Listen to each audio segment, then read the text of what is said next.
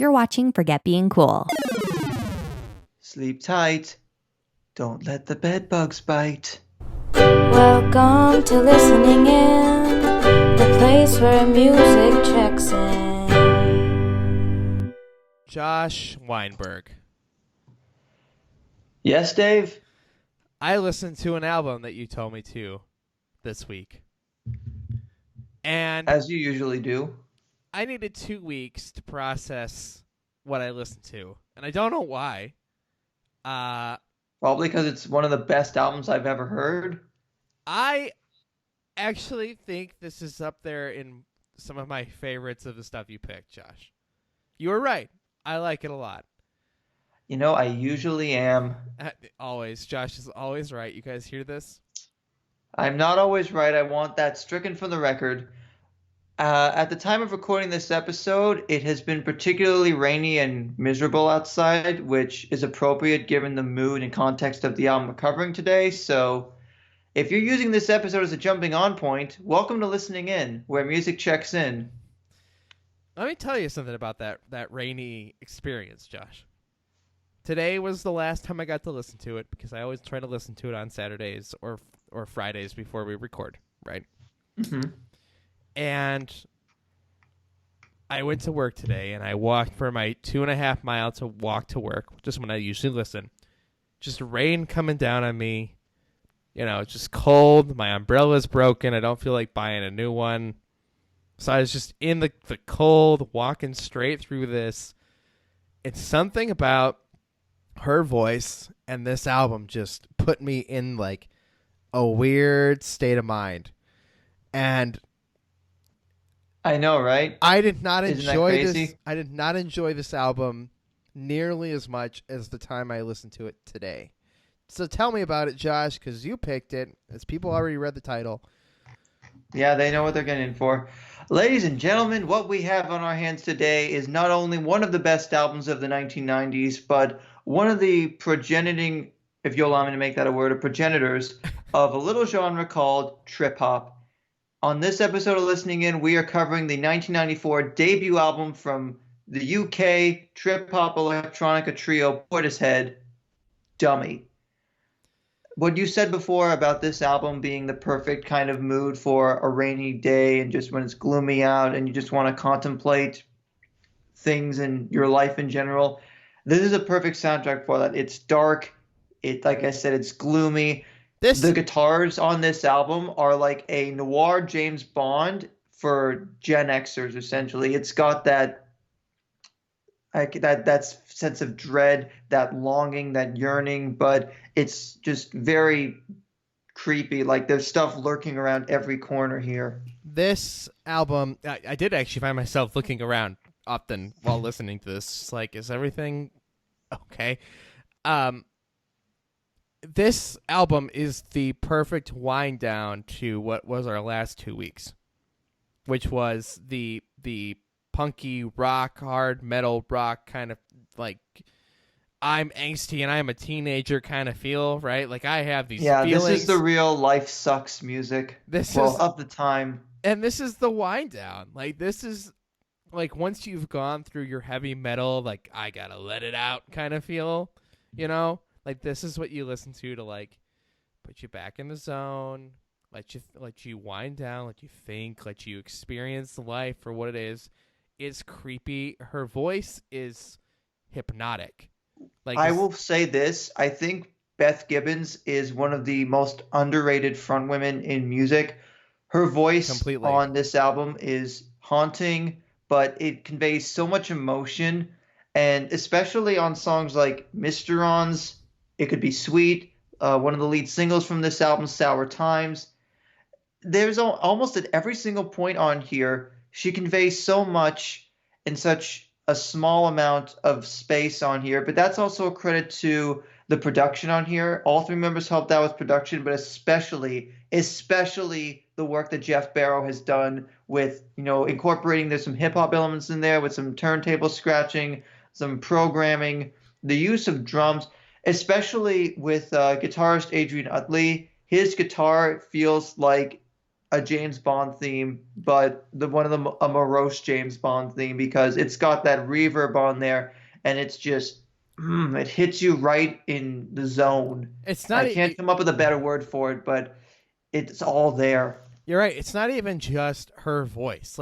Her voice is in that hypnotic way, but the instrumentation, the way that every bit of the beat is, it's sucking you in with.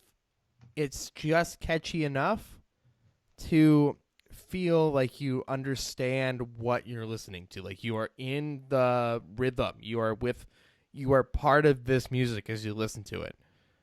Josh, I want you to take a guess. What do you think my favorite track on this album is? I don't know. I think I'm gonna guess it's either Mysterons or Wandering Star. You would be wrong. It is the last track on the album, Glory Box. Glory Box is so good. And it ends with that nice. You got that guitar in there. You got the Isaac Hayes sample on there, and that's another thing. The sample work on this album is extremely exquisite because they take them from like Johnny Ray, the aforementioned Isaac Hayes, a Weather Report song, a war song. They all make it flow really well with their instrumentation. And I think especially with Glory Box, it keeps that sort of dour feeling. And what I meant to say earlier, this also really does feel like a sort of spy movie as well. I mean, considering they actually made a short film just before the album came out, To Kill a Dead Man, where you watch that and then you listen to this album. And you could also see that this is sort of like an unofficial soundtrack for that short film because a lot of it fits. So if you're able to find a copy of To Kill a Dead Man, I'd recommend taking a look at it. Josh, all I can say is thank you for giving me this. I added Glory Box to my playlist, my master playlist on the Dave page over forgetbeingcool.com. If the theremin on the opening track, Mysterons, does not get you, or the little, what I think are like either a bells or like I imagine some sort of phone ringing sample on Sour Times, which does still get a decent bit of airplay on my local indie music station up here, at least the last time I heard it. If this doesn't get you, I don't know what headspace if you're in. into stuff like Aphex Twin, Massive Attack, some Bjork, if you want to get, and even Gorillaz, because I see Dummy having a direct effect on acts like Gorillaz and some of the more electronic infused acts, and I definitely see them as, and this may seem like a weird comparison, I see them as the Churches of the 1990s, but obviously in a different sense, because where Churches was more mixing EDM and more the synth stuff with the vocals and the production, this is more like if they were trying to reboot James Bond for the Gen X crowd and the people that would soon be into the Matrix a couple of years later. If you want to get into any electronic music from around this mid 90s period, pick this album up, especially if you can find a copy of that awesome blue vinyl for the 20th anniversary reissue from like 5 years ago. I have a copy. It sounds amazing. Wait, do you have this on vinyl? I do. Oh my god. I can't even imagine. If you add just the, and I don't know what you're playing this on, but if you were to add that warm feeling to this that vinyl has, that would be something completely different than just wandering out in the rain with my AirPods. I know, but that's the cool thing about an album like this. I mean, that mood, the mood of albums like Dummy, and I think another really good example is Timber Timber's Creep On, Creepin' On, which I may or may not bring up in a future episode. Those are sorts of albums where I like letting that sort of misery kind of wash over me, and especially with this vinyl, that really allows me to sink into the music a lot more. And if you've seen the movie Inside Out, you know that it's okay to be sad, and sadness is an important part of everybody's personality, right? Yeah, it's okay to embrace that kind of misery at times. Sometimes you need this feel, and I think this is something about music, is if you just say, here's what I'm going to do today, I need to be sad. It's okay to need to be sad, right? Take Dummy, just give it a listen, and that's all the time you give for sadness, right? This will soothe that feeling that you need. the feelings you need to let out, the feelings that you need to let go through your head. This is that album, and it's important, I think. And if people listen to this show, right, and they've listened to every episode of Listening In so far because they're listening to it on the master feed, right? This is one that I say absolutely put this in your ears. You don't have to listen to the whole thing. Just give it its time it needs. I don't think there's a bad track on this album. I seriously don't even think there's a single song I would say don't listen to it, because that's why this took me 2 weeks to get through, Josh, because I listened to it and I was like, did I just like everything that I just listened to? Like, I need to go through this and parse out each track one by one and determine if there's something in here with a flaw. And I don't have one. For what this is and what it's trying to be, it is perfect. It is the epitome. I do believe that Dave has said something is perfect.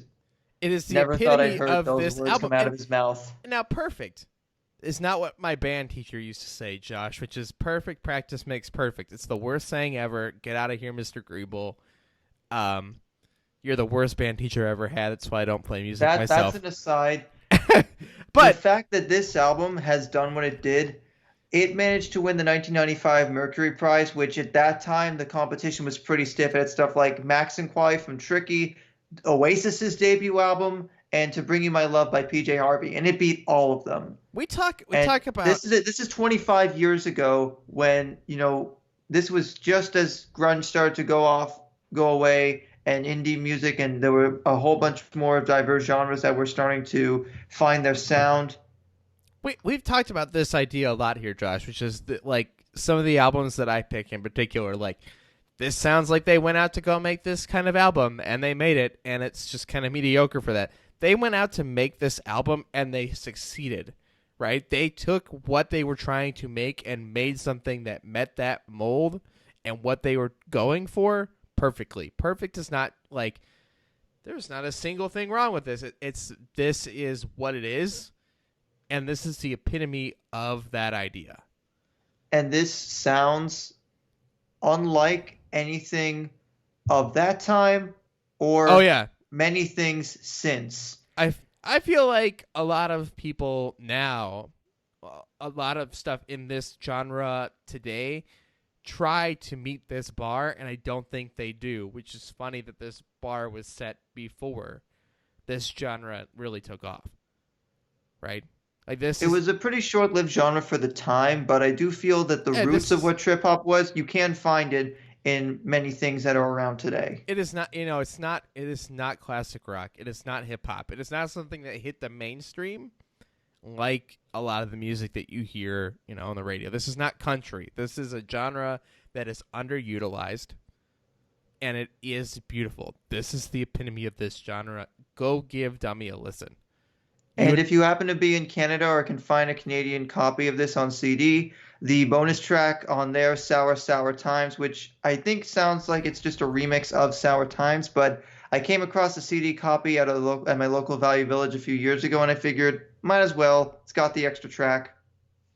And picking this up in any form is a smart idea. Josh, thanks for giving me a new album to listen to. Thanks for checking in with us, to our listeners. Hey, I'm glad you weren't a dummy about it. I knew that was coming. Pun quota fulfilled. Anyway, guys. And if you have a chance to listen to any of Portishead's other two albums, please do so. They're all great, and they also have a live album. I'm just glad that a lot of people will hopefully hear this and want to get into this album because it's so goddamn good. I would never want to hear this live. Is that weird? Okay, here's the scenario. Look, Josh. I understand not wanting to ruin the image of the album that's in your head and your ears already, but I think especially to see Beth Gibbons still do this stuff live is pretty remarkable. Can I tell you the only way I want to hear it live? I want to hear it in, like, some tiny little, like, local bar. Like, with, less than 100 people. That is the only... when you get a time machine and you can go back to, like, 1994 95 and go to England and see live performances from that era from, like, small clubs, You go right ahead. Okay, sounds like a plan, Josh. Thanks for checking in with me. Guys, leave your comments down below. What do you want us to listen to? What would you like to hear us talk about? That's available on the YouTube version of this show. If you're listening on iTunes, give us a rating. 5-star ratings are appropriate. 4-star ratings are appropriate. If you give us anything less than that, get out. I don't want you here. You're not allowed to check in at listening. And hey, if you're listening to this in the future, maybe on Apple Music, if they allow podcasts, you can always go and search up the album you just heard us talk about. Maybe favorite it, save it to your library, share it with your friends, tell people about it, and leave us a review. As Dave said, let us know what you think. Maybe give us some albums to recommend. And of course, if you guys want to help us out, go over to forgetbeingcool.com. You can see our upcoming albums, the things we're going to talk about in the future. Get the link to our Spotify master playlist where you guys can listen to everything we've talked about and things that are coming up in the future. I'm Dave Moore. That's Josh Weinberg. This has been Listening In on Forget Being Cool. For more great discussions, hit that subscribe button or visit forgetbeingcool.com.